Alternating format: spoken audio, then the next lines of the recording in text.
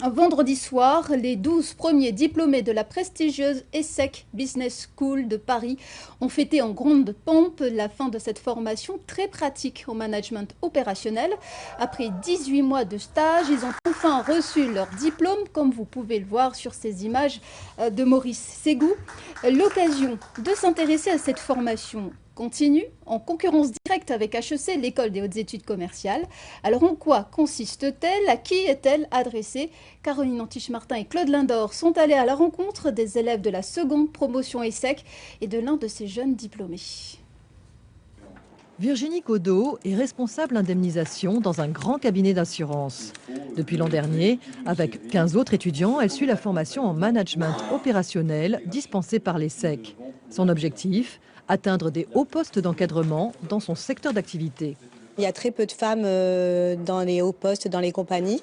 Et donc, c'était un moyen pour moi de pouvoir prétendre à d'autres postes. Maintenant, si ce n'était pas le cas, ça me permettrait d'avoir d'autres opportunités professionnelles, car on développe vraiment de nouveaux outils, des nouvelles compétences qu'on peut mettre à profit pour tous les secteurs d'activité, que ce soit le public, le privé.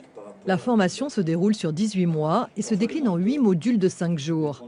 Conditions d'admission, Bac+2, 4 ans d'expérience au moins dans un poste de gestionnaire d'activité et bien sûr une forte motivation. Ce sont des professionnels, donc ce sont des personnes qui, comme ceux que nous avons à Paris ou dans d'autres endroits, sont des gens qui sont en entreprise, dans des associations et donc qui ont des responsabilités et qui sont là pour se former aux responsabilités de managers opérationnels. Je trouve qu'ils ont les mêmes réactions, c'est-à-dire le même intérêt, la même motivation.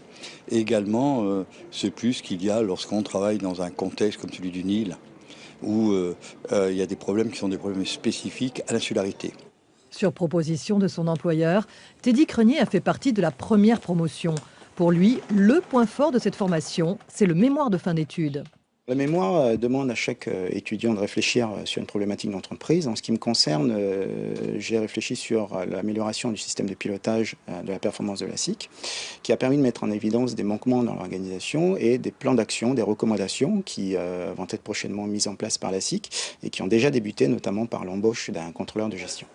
Une formation très pratique donc, mais coûteuse, 2,2 millions de francs. Ces frais peuvent être pris en charge par l'employeur ou le dispositif Cadre Avenir.